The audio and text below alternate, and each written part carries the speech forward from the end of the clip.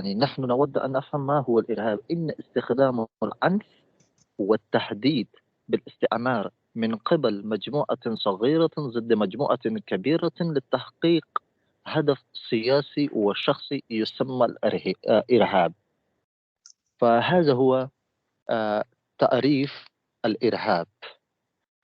فنحن سننتقل إلى كيف يؤثر الإرهاب. الاقتصاد أولا، يستهدف الاقتصاد. عندما يكون الاقتصاد البلد ضعيفا، فمثلا يتزايد ومثلا الإرهاب، ويستهدف الإرهاب المؤسسات وكل شيء ما يريد في استهداف بالسهولة. فيعني أولا الإرهاب يؤثر الطريق التي الدولة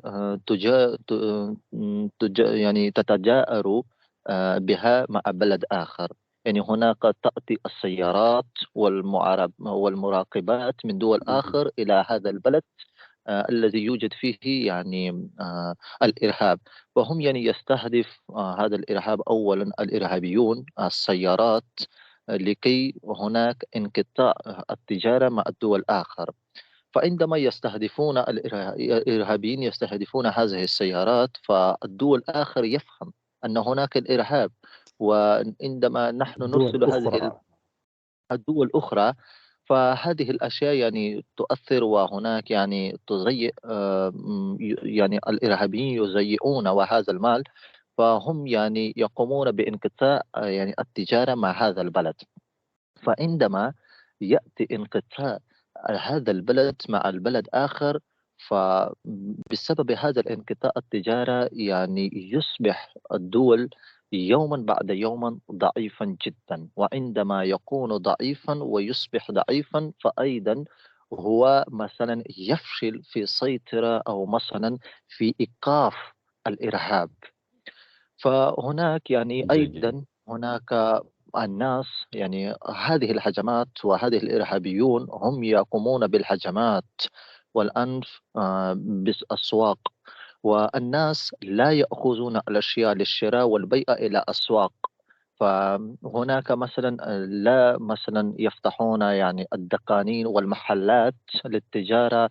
فبسبب هذا إغلاق المحلات يؤثر اقتصاد البلد. جيد.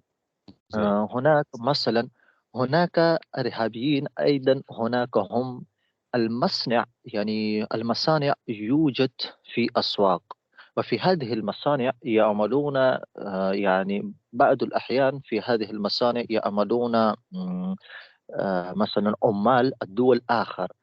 فهم عندما يرون أن هناك الإرهاب، هناك الهجمات، هناك إطلاق النار، فهم يتركون هذا العمل في هذه المصانع ويغادرون إلى بلده. فأصحاب المصانع هم يقومون بإغلاق هذا المصانع. فهذا المصانع يؤثر البلد، لكن يؤثر البلد من ناحية الاقتصاد. لكن كيف؟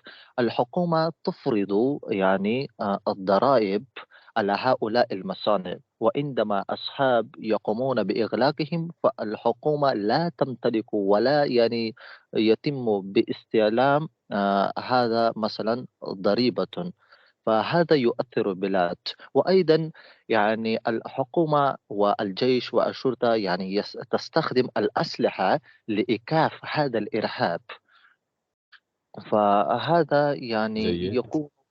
يكون سعر غالي جدا، وهذه هؤلاء الأسلحة التي يستخدم لإيقاف الإرهاب. فعندما مثلا يكون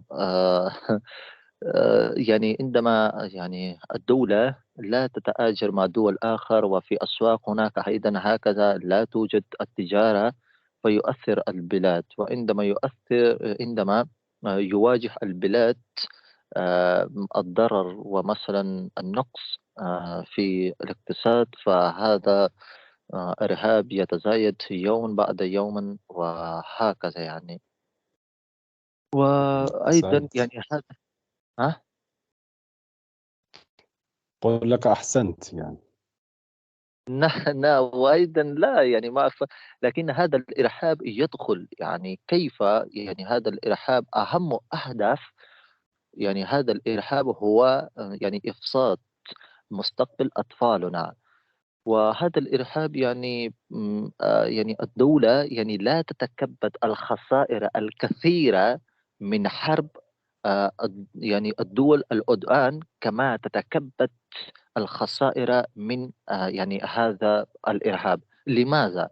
لأن هناك عندما يكون يعني حرب مع الدول آخر، فيعني هناك احتمال يعني الهجوم ومثلا إطلاق نار وهجمات فقط يكون مختصة للحدود، وبعض الأحيان هناك هجمات مثلا في الداخل البلد.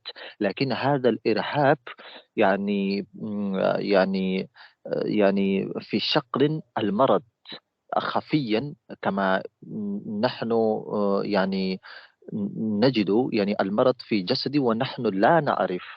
ويعني على الرغم يوجد المرض في جسدنا لكن هو يؤثر يعني أجسادنا وهكذا، لكن نحن لا نعرف.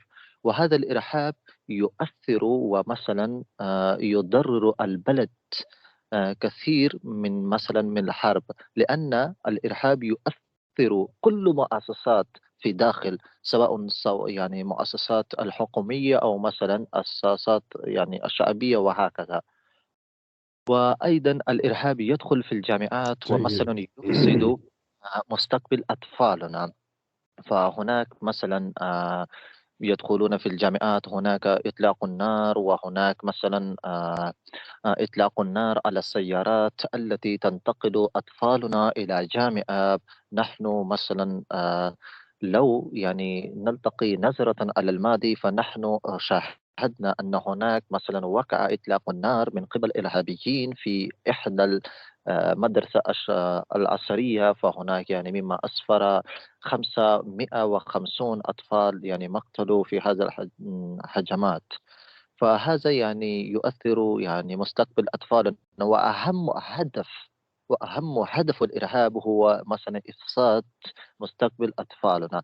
وأيضا يدخل يعني في المدارس ويؤثر، ومثلا العلماء الكثير من العلماء يعني يواجهون بهذه المشاكل. هناك مثلا من قبل إرهابيين يطلقون النار على عديد من العلماء.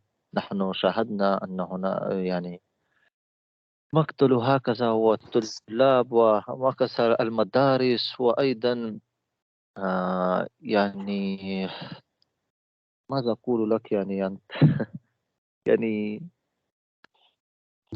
جيد. جميل.